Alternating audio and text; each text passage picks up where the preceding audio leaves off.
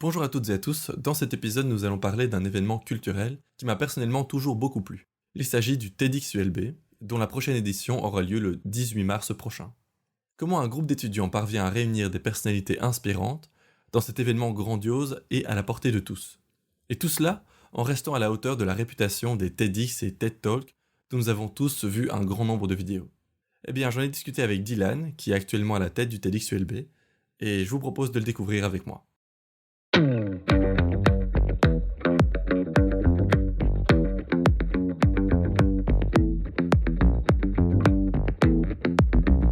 Bon, allons-y. Allons-y. Ça s'est chauffé maintenant, on se lance. 3, 2, 1, action. Bonjour Dylan, Hello. comment ça va? Bah écoute, ça va très bien et toi? Ça va super bien. On se trouve là dans un local du bâtiment de Solvay Business School, sur le campus du Solbosch, à l'ULB. Ils nous font l'honneur de nous donner un local pour ce soir. Exactement. C'est super sympa. Et en même temps, ça fait sens, puisque de quoi on va parler? On va aussi parler du TEDxULB, donc c'est parfait de venir dans les locaux pour en parler. Alors, personnellement, ça fait le retour un peu à la maison aussi. Ça fait 5 ans que j'ai quitté l'ULB, et du coup, il y a un peu de nostalgie quand je reviens ici. Je suppose que t'as ça aussi. Moi, je suis juste super triste de plus être étudiant. J'en fais des cauchemars la nuit, quoi. Tu vois, dès que j'ai une occasion, je reviens ici. T'as un attachement à l'ULB particulier, on pourrait dire? C'est-à-dire que moi, j'ai fait qu'un an ici, hein, vu que j'ai étudié un peu à l'étranger, donc j'ai fait qu'un an et c'était à Solvay. J'avais entendu plein de choses à propos de Solvay dans ma vie, des bonnes et des mauvaises choses. Mais du coup, j'ai plus un attachement à Solvay qu'à l'ULB réellement, et un attachement très positif. Vraiment, j'ai eu une super expérience ici. Parce que du coup, quand quand tu t'es inscrit dans le TEDxULB, Ouais. ça représentait aussi quelque chose pour toi. Tu voulais faire ça à l'ULB ou bien tu voulais juste faire un TEDx et c'était le premier que t'as trouvé? Moi, je suis un grand fan des TED Talks et de TEDx à la base. Et donc, j'ai eu la chance d'aller voir TEDx à Barcelone. J'avais vu passer des trucs à propos de TEDx Bruxelles ici, à Bruxelles. Ouais. Et puis, je suis arrivé ici, mon premier jour. Et il se trouve que, tu sais, c'est toujours un petit peu ce moment où toutes les associations viennent se présenter, disent on cherche des étudiants, etc. Et tu as Nicolas Henry, qui est donc le fondateur, enfin, des cofondateurs du TEDxULB, qui présentait le TEDx. Et donc je me suis empressé d'aller le voir après ça. En fait, je l'ai pas trouvé tout de suite, j'ai retrouvé après une semaine. Et il me disait qu'il voulait arrêter le projet. Donc pour des raisons personnelles, de temps, il travaille aussi sur le côté, il n'y avait pas forcément beaucoup de monde. Ça, c'est quelque chose d'assez intéressant, c'est que finalement le TEDx, c'est pas si connu que ça en Belgique et à Bruxelles. Non, c'est vrai. Ça m'avait un peu frappé. Et donc en général, on attire beaucoup plus la communauté internationale. Mais du coup, pour répondre à ta question, j'ai toujours adoré le TEDx, et puis quand j'ai vu l'occasion de pouvoir me joindre au mouvement, à la base, je comptais juste participer en tant que volontaire, quoi. Ok, parce que l'année où t'as rejoint TEDx, t'es directement passé en mode la direction de tout le TEDx, quoi. Pour raconter un peu l'histoire, au début, je n'étais pas du tout le directeur du TEDx, mais même maintenant, ça me fait un petit peu drôle quand on présente ça comme ça. Donc, comme je l'ai dit, Nicolas et Daphné, qui sont donc les deux fondateurs, n'avaient plus forcément le temps de s'occuper de ça. Et puis en discutant, on s'est dit, ok, si jamais on arrivait à monter une équipe de 6 personnes, 6 ou 7 personnes, alors ils étaient prêts à nous supporter, à nous montrer un petit peu comment ça se passait. Mais du coup, l'idée, c'était de faire ça un petit peu from scratch. Et donc, c'est ce que j'ai fait. Donc, je suis arrivé en Dance Master, on a trouvé, j'ai discuté un petit peu autour de moi, j'ai trouvé des gens qui avaient envie de reprendre ce projet. Et on s'est lancé comme ça. Donc, il y avait vraiment aucun directeur, il y avait juste Nicolas, Daphné, finalement, qui connaissaient le projet parce qu'ils avaient fait ça pendant 5 ans. Et qui était là pour un peu nous encadrer. Et on voyait pas bien l'ampleur de ce que ça pourrait être en fait à ce moment-là. Donc on imaginait ça comme un petit projet étudiant, un truc un petit peu sympa qu'on allait présenter à la fin de l'année. On va faire venir quelques professeurs, on va demander à l'ULB s'ils peuvent nous sponsoriser un petit peu et voilà. Pour les parents, la famille, les amis. Ouais, écoute, pourquoi pas. Les parents, j'y avais pas pensé, mais je comptais en tout cas effectivement des petits sponsors comme l'école ou quoi aller prendre le projet. Et c'était un peu utopique. Donc ça s'est pas passé comme ça du tout. Et disons qu'on a eu une douche froide à un moment. C'est le jour où j'ai rencontré le CEO d'une compagnie qui s'appelle ZN Consulting. Cher monsieur s'appelle Philippe Weiss, qui est devenu un ami maintenant, et qui lui est le fondateur du TEDx Bruxelles. Et aussi un passionné du TEDx, donc lui a participé déjà à un TEDx en tant que speaker, il participait aussi au TEDx Gateway en Inde, qui est le plus gros TEDx du monde, donc je crois que c'est 5000 participants, ils font plein de trucs, c'est massif comme organisation là-bas. Et donc c'est quelqu'un qui connaît ça bien et qui gère une agence de marketing digital. Et donc, en parlant un petit peu avec lui, il n'est pas passé par 4 chemins, il nous a fait comprendre que il fallait peut-être qu'on se réveille, que ce serait pas avec des profs de l'ULB que ça allait avancer, et que si jamais on voulait des speakers, il fallait qu'on aille les chercher directement dans les journaux, dans ce qu'on voit, dans ces gens qui font de la polémique. En fait, l'idée au final, c'est aussi d'avoir une balance, hein. Donc on prend des personnes qui sont très connues, des personnes qui ne le sont pas du tout. Je pense que l'idée, c'est vraiment de réussir à faire interagir des gens de façon intéressante autour du thème. En fait, je sais même pas si je réponds correctement à ta question là-dessus. Ouais. T'as un peu dérivé, mais on reste dans le bon carcan là. Mais donc, qu'est-ce qui t'a amené à être au TEDx? Mais je crois que vraiment juste c'était la valeur de ce que représente le TEDx. C'est une non-profit. Bon, après il y a beaucoup de débats autour de ça. T'as des gens qui disent ouais mais c'est américain, ça peut pas être réellement non-profit, etc. Et je veux bien rentrer dans ce débat-là, mais nous on n'est pas américain et on est organisé complètement indépendamment. Donc c'est un peu un système de franchise, c'est-à-dire qu'on a la marque, on doit respecter des règles, mais on organise ça un petit peu selon nos propres valeurs et nos propres convictions. Et donc l'idée c'était aussi de faire ce chemin social, parce que ça reste quand même quelque chose de social. C'est pas cher par rapport à ce que c'est, ça reste relativement cher pour des étudiants. On essaye de faire des prix quand même relativement cassés, mais l'idée c'est quand même que ce soit accessible à un grand public. Et puis on fait travailler que des étudiants, quoi. Donc bon, on pourrait se dire que c'est de la main d'œuvre gratuite, et c'est pas faux finalement, mais j'étais étudiant moi-même quand j'ai lancé ce truc-là, et je pense que c'est avant de parler de main d'œuvre ou de volontariat facile, etc. C'est surtout une super expérience. C'est l'occasion d'apprendre comment fonctionne une petite boîte, parce que ça reste une boîte, et voir comment est-ce qu'on gère son argent, comment est-ce qu'on fait une communication en ligne, comment est-ce qu'on entraîne des speakers, comment est-ce qu'on gère une équipe pour des personnes qui sont déjà un petit peu plus avancées dans leurs études, par exemple, et qui ont envie de voir comment est-ce qu'on applique tout ça. Ça reste une compagnie qui est plus ou moins, je dirais pas grande, mais on a quand même toujours entre 20 et 30 personnes, même si ça reste très plat comme organisation, donc tout le monde parle avec tout le monde, il y a quand même une forme de structure. Et donc, il y a des chefs d'équipe, il y a des gens qui doivent apprendre à gérer les gens avec qui ils travaillent. C'est du soft skills et du hard skills en même temps. Donc, je crois que c'est une belle expérience. Et donc, moi, c'est pour ça qu'à la base, je voulais me lancer là-dedans. Des valeurs qui sont représentées par TEDx, par TED, de manière générale, qui t'inspirent? Déjà, le fait de vouloir partager des connaissances de façon libre et gratuite en ligne. Alors, les personnes qui viennent aux événements, forcément, payent quelque chose. Il faut imaginer que toutes les vidéos que tu vois en ligne n'existeraient pas si jamais les gens n'étaient pas prêts à venir sur place et payer. Mais donc je pense que ce qui m'a vraiment attiré au niveau des valeurs, c'est cette idée de pouvoir partager à chaque fois des expériences avec un maximum de personnes. Le business model est super intéressant parce que c'est super scalable, c'est quelque chose qui peut toucher à peu près tout le monde dans le monde. Si jamais tu as une connexion internet, un smartphone, un ordinateur, tu peux t'instruire, quoi. Et ça rejoint un petit peu tous ces plateformes de cours en ligne, etc., je pense. Ouais. Et c'est ça qui, moi, m'intéressait beaucoup. C'est quand je parlais avec des gens qui me disaient « Ah, mais moi, TEDx, j'adore. J'ai commencé à regarder ça parce qu'il y avait des choses que j'apprenais pas à l'université. » Et je me suis dit « Ah, attends, mais c'est dingue. » Et moi, c'est comme ça que j'ai découvert TEDx, en fait. C'est des gens qui m'ont dit ça réellement. Et je me suis dit « Ah bon ?» Et quand je vivais à Barcelone, il y a ce TEDx Barcelone qui a eu lieu. Pour moi, c'est une révélation, quoi. Je me suis dit, waouh, un truc que j'avais jamais vu, j'avais jamais entendu parler, et c'est accueillant. C'est la conférence la plus accueillante à laquelle je suis allé, quoi. Y a pas de costume cravate, y a pas de, tu vois pas vraiment les différences de classe sociale. Tout le monde se mêle avec tout le monde, que ce soit les gens qui sont invités par les sponsors ou les petits étudiants qui viennent parce qu'ils ont envie d'avoir quelques bières à l'entracte aussi. Et je crois que c'est ça qui est chouette aussi, c'est qu'il y a une vraie diversité et tout le monde peut interagir. Et ça sont les valeurs, en fait. Je dirais l'idée de pouvoir apprendre, grandir avec des gens qui sont différents de soi, et si je devais en donner une troisième, je vais rester à 2. j'ai pas une inspiration sur ce coup-là.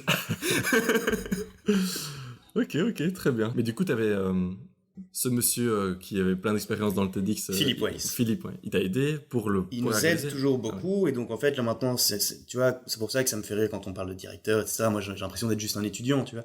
Je suis un peu comme le pape pour l'église catholique. J'ai des gens qui ont plein d'idées, plein d'expériences autour de moi et qui sont assez ouverts que pour vouloir les partager librement, et qui sont aussi investis dans le projet. Donc on parlait de Bruno Wattenberg tout à l'heure aussi, qui est aussi un professeur ici, et avec qui j'ai eu un très chouette contact aussi l'année passée, et qui nous a beaucoup aidé, quoi. Donc il nous a très ouvertement mis en contact avec les bons sponsors, les personnes qui pourraient nous aider.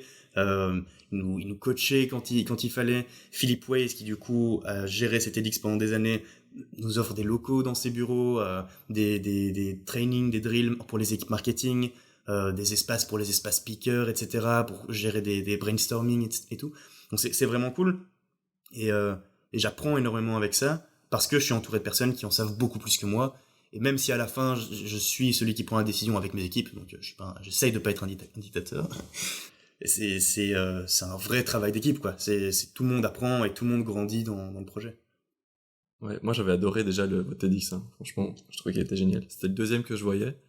Le premier, j'étais en mode photographe. Et bon, j'ai pas retenu grand chose parce que je passais mon temps à faire des photos, à régler mon appareil photo et tout. J'étais un peu stressé. Et là, du coup, j'ai quasi vu tout le spectacle. T'as pu voir tous les spectacles alors quasi que tous, t'étais volontaire? J'ai raté la moitié, toute la première moitié, qui a eu l'entracte, et puis après, on m'a libéré à l'entracte. T'as fait partie de ces volontaires qui ont eu un peu de chance. Ouais, L'année passée, ça a cafouillé un petit peu. Il y a des gens à qui on avait promis de voir les talks qui n'ont pas pu. Si on nous écoute, je suis tellement désolé. C'est un petit peu les aléas de la start-up, quoi, entre guillemets. Enfin, je sais pas si on peut vraiment appeler ça une start-up, mais en tout cas d'un projet, d'une petite compagnie, c'est qu'il y a plein de choses à améliorer tout le temps. Et l'année passée, c'était un vrai gros challenge. Moi, j'avais jamais fait ça avant, donc et les gens de mon équipe non plus. Enfin, de mon équipe directe. Donc, on s'est bien démerdé pour un premier gros event, ouais. Du coup, d'ailleurs, je rebondis là-dessus. Si tu as un enseignement à reprendre de l'année passée, des choses qui n'ont pas fonctionné, ce serait quoi? Qu'est-ce que tu pourrais changer? Commencer à temps. Mais ça, c'est le problème de ma vie, je dirais. Je suis un très mauvais time manager. Plus sérieusement, si jamais vraiment il y avait des choses que je devais en tirer, que quel que soit ton business, c'est les gens qui le font fonctionner. Et que j'avais entendu beaucoup dès le début que parce qu'on avait des volontaires, on verrait la moitié se barrer tout le temps, et puis des nouveaux arriver, et puis qu'il y aurait un turnover de malades, et que de toute façon, comme ces gens, on les exploite, ils resteront pas tout le temps. Et je crois que on a réussi à avoir un contact vraiment super humain avec chacun d'entre eux. Je suis encore allé boire un verre avec certains de l'équipe marketing l'année passée, là, hier. L'expérience reste super bonne, et je pense que c'est parce qu'on s'entendait bien d'un point de vue humain que ça a aussi fonctionné d'un point de vue organisationnel. Parce que parfois, tu dois te démerder pour trouver un truc à 8h30 du soir ou 1 heure avant l'événement, et faute d'avoir une compagnie qui tourne avec des gros process, etc., t'as une compagnie avec des gens qui sont motivés, qui aiment ce qu'ils font, et qui sont prêts à débarquer parce que tu leur as passé un coup de fil. Et donc tout le monde ne peut pas être une multinationale avec des process en béton où tout fonctionne et tout super bien organisé. Mais par contre, je pense que si jamais tu t'entends bien avec les gens avec qui tu travailles, déjà, t'as déjà beaucoup de chances que ça se passe bien, quoi. Ouais, bien sûr, c'est même peut-être plus valorisant pour l'expérience elle-même. T'es pas juste un numéro dans la chaîne du processus. Là, je crois que c'est pas possible, ensemble, ça. Moi, c'est pas comme ça que je le vois. Je pense que l'idée, c'est qu'on apprend tous, que même les plus jeunes, en fait, finalement, surtout les plus jeunes font partie du futur de cette boîte, parce que personne ne va jamais être payé, je suis pas payé non plus. Mais t'as intérêt à ce que ces jeunes-là restent l'année d'après, l'année qui suit, parce que c'est eux qui vont finir par lancer la machine. J'aime bien donner l'image que l'année passée, on a réussi à faire bouger le caillou en le poussant au-dessus de la pente. Là, on a eu la chance d'arriver enfin à un plateau, je dirais. Mais il faut continuer à pousser, et donc ça fonctionnera réellement. La pierre pourra continuer à rouler toute seule le jour où on aura assez de jeunes aujourd'hui qui deviennent des anciens plus tard. Et ça, tu peux le faire seulement quand les gens ont vraiment envie et qu'ils ont envie de rester et qu'ils ont aimé ce qu'ils ont fait. Et donc, le takeaway vraiment de l'année passée, tout est à propos des personnes. People business. C'est le côté people qui te motive à retravailler pour la deuxième édition consécutive? People, pas people en mode image. Non, bien sûr, je veux dire que c'est comme c'était une si bonne expérience. Qu'est-ce qui te pousse à continuer alors que t'as trouvé un travail maintenant, t'as sûrement moins de temps? Il y a plusieurs facteurs, hein. Il y a le fait que c'est un projet dans lequel on a mis beaucoup d'énergie avec mes camarades de classe et collègues du coup l'année passée. Les gens avec qui on travaillait, qui faisaient partie de ces équipes, les gens qui ont créé du contenu, etc., ce sont des gens qui ont mis beaucoup d'énergie dedans. On a fait un très bon travail, je pense. Il y a beaucoup de choses qui doivent être améliorées, mais dans l'ensemble, on a fait un très bon travail. Et moi, ça me rendrait triste que tout ça tombe à l'eau parce que tu l'as fait et basta, quoi. Après, il y a des opinions un petit peu divergentes. J'en parlais justement avec mon responsable finance et co-lead de logistique l'année passée, Tim, que tu as dû voir. qui me disaient, moi j'ai rejoint ce projet juste parce que c'était un super challenge, parce qu'il y avait des dettes partout, parce que tout tombait en lambeaux, et qu'il fallait tout rattraper, et donc moi c'est ça qui m'a motivé. Et fair enough, tant mieux, ça a très bien fonctionné, surtout grâce à des personnes comme lui. Il a trouvé sa motivation et voilà. Exact. Par contre, si jamais t'as envie d'avoir quelque chose qui tient sur le long terme, t'as intérêt à avoir quelque chose qui commence à rouler avec des... J'aime pas utiliser le mot process parce que ça fait très robotique, mais un processus quand même un petit peu solide. Et donc, si je partais cette année, c'était pas possible que ça continue sur cette lancée. Donc tu voulais pas finalement que le fruit de ton labeur s'arrête à ton départ. Et en même temps, je me pose beaucoup de questions, parce que est-ce que c'est une question d'ego? Tu vois, c'est toujours la grande question. C'est est-ce que je fais ça parce que je suis nécessaire au projet, ou est-ce que je fais ça parce que je kiffe trop le projet, je le fais pour moi en fait, tu vois? Parce que j'adore ce que je fais. Je suis pas en train de dire que c'était une obligation de continuer et tout, mais je crois, en tout cas après discussion avec Nicolas, Philippe, etc., que si jamais on continuait comme ça se passait un petit peu les autres années, à un moment ou à un autre, c'était inévitable, ça allait finir par se casser la gueule. Et c'est un chouette potentiel, on est quand même des entrepreneurs un petit peu dans l'âme, on a envie que ça fonctionne, que ça fleurisse, et puis de voir d'ici, je sais pas moi, peut-être 10 ans, qu'il y a encore un TEDx ULB sur le campus, ou autre chose, hein, j'en sais rien, peut-être que finalement on fera plus de TEDx d'ici quelques années, qu'on lancera notre propre conférence, j'en ai aucune idée, mais l'idée c'est de voir que quelque chose, une petite graine en fait, ça c'est très beau, c'est un des volontaires cette année qui a utilisé cette image, que en fait le TEDx c'est une graine, et que c'est un petit truc qui pousse super lentement, mais qui ne fonctionnera que si jamais tu lui donnes un peu d'amour et de l'eau, quoi. Et on leur demandait comment est-ce qu'ils définissaient le TEDx, et c'est l'image qu'il a donnée. Je trouvais ça trop chouette, parce que c'est ça, en fait. C'est une graine qui est un petit peu poussée, et là, maintenant, si on la laisse maintenant, il n'y a aucune chance. Une fois que ça devient un arbre, ça pousse tout seul. On récolte les fruits. Faut voir quel genre d'arbre c'est, quoi. Pas de l'argent, c'est de la culture, c'est de l'intérêt. Ouais, absolument. Ouais. Moi, je m'étale peut-être un petit peu, mais c'est l'idée, tout à fait. Ok. Alors l'année passée, le thème c'était du hummingbird effect. L'effet colibri, ouais, tout à fait. Voilà, donc c'est le fait que quand une petite action est répétée de nombreuses fois, finalement ça a un plus grand impact, ça donne un message d'espoir et ça encourage à l'action, à se battre pour c'est une des interprétations, enfin je vais pas dire que c'est ton interprétation, donc c'est magnifique. Nous, comme on le voyait, c'était plus, même si ça n'appelle pas forcément un réel changement, parce que tu peux pas toujours être sûr que ton action aura un changement, le plus important c'est de faire l'action, tu vois. L'histoire qui vient de ce petit colibri qui essaie d'éteindre sa forêt en feu, il attendait rien réellement des animaux, il s'est juste dit, moi il faut que je fasse quelque chose, si ça change rien, tant pis, mais au moins je fais ce que j'ai à faire.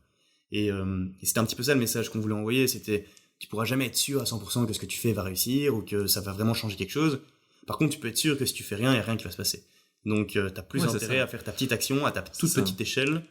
Mais j'aime bien ton interprétation aussi. Ouais, mon interprétation, c'est aussi un peu du côté... on se réfugie souvent dans le... ouais, mais bon, moi, que si je fais ça, ça va servir à rien parce que personne ne le fait, je suis tout seul.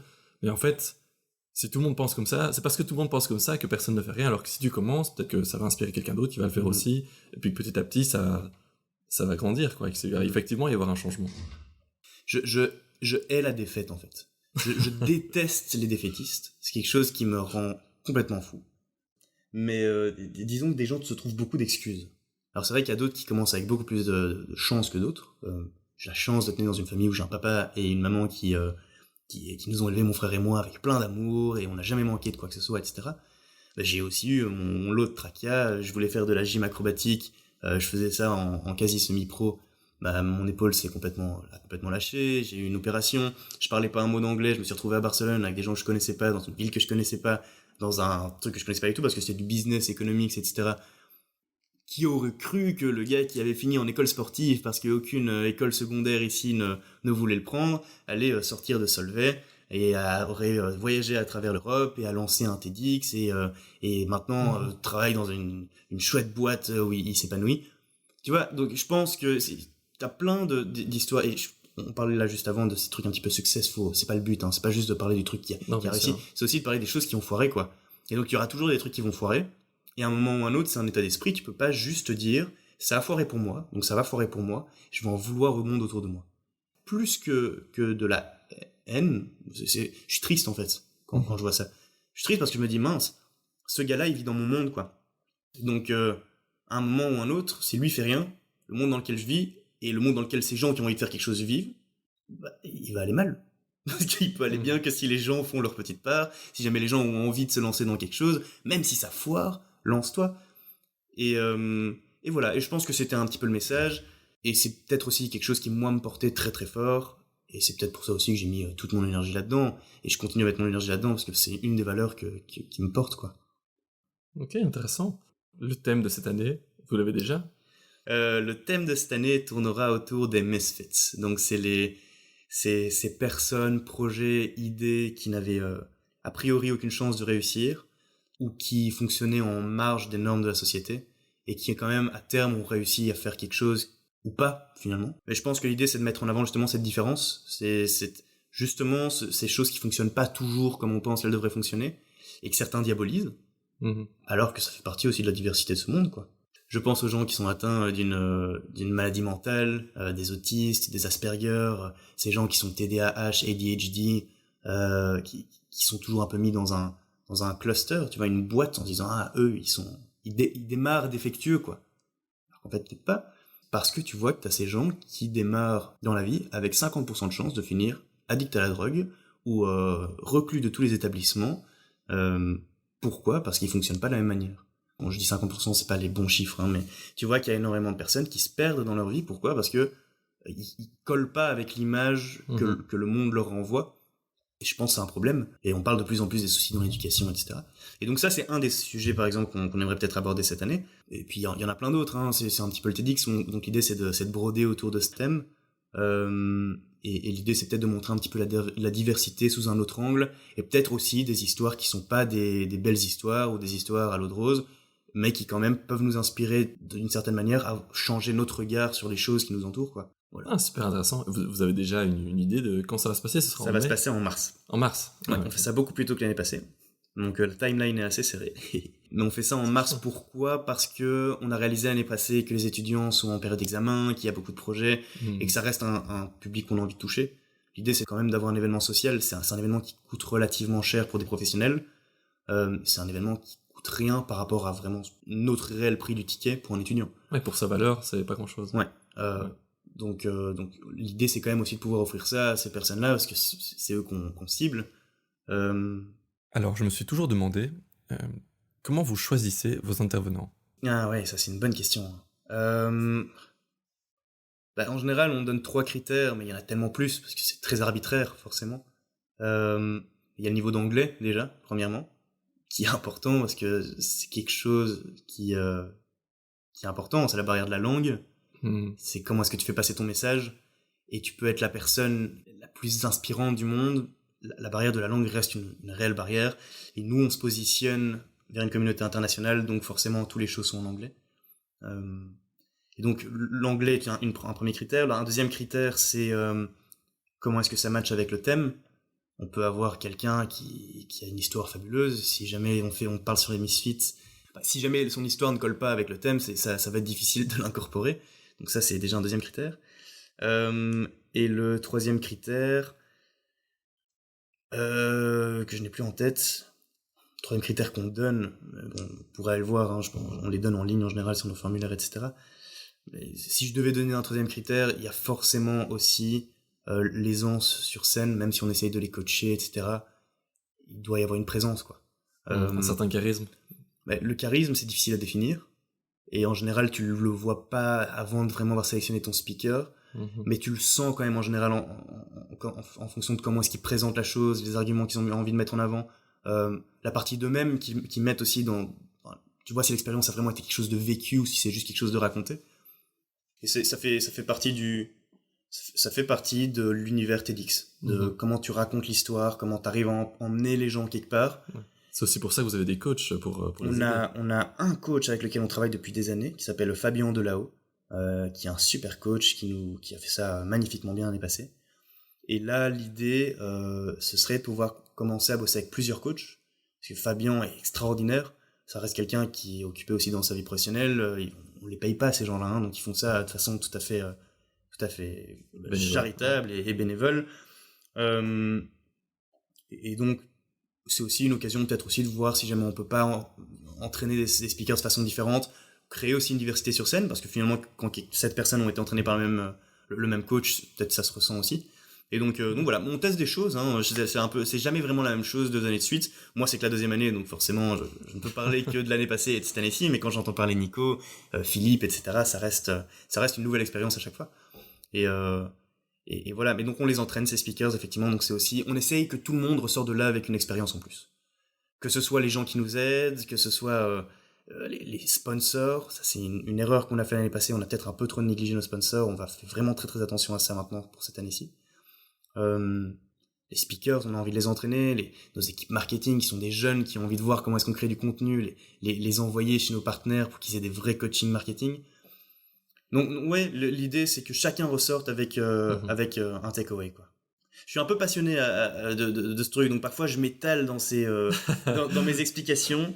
Non, c'est bien, c'est bien. C'est mon problème, ça c'est des troubles déficitaires de l'attention, justement, je le suis moi, hein, j'ai été diagnostiqué très tôt et ouais, ça m'a posé beaucoup de problèmes dans ma vie. Désolé d'avoir répondu à tes 25 questions d'un coup. Non. Merci plutôt, tu vois, c'est pas un problème. Pourquoi t'as choisi ce thème-là? Le thème des Misfits? Misfits. T'as dit à quel point ça serait intéressant et finalement qu'est-ce que vous allez aborder, comment vous allez aborder. Mais pourquoi vous avez choisi ça? Au final, je suppose que vous en aviez plusieurs et vous avez fini par vous accorder tous sur les Misfits. Pourquoi? Est-ce que ça a une raison, genre, je veux dire, temporelle, ou bien c'est juste que c'est un sujet qui vous touche? Non, mais en fait, tu brainstormes avec ton équipe. Là, l'année passée, on s'est retrouvés.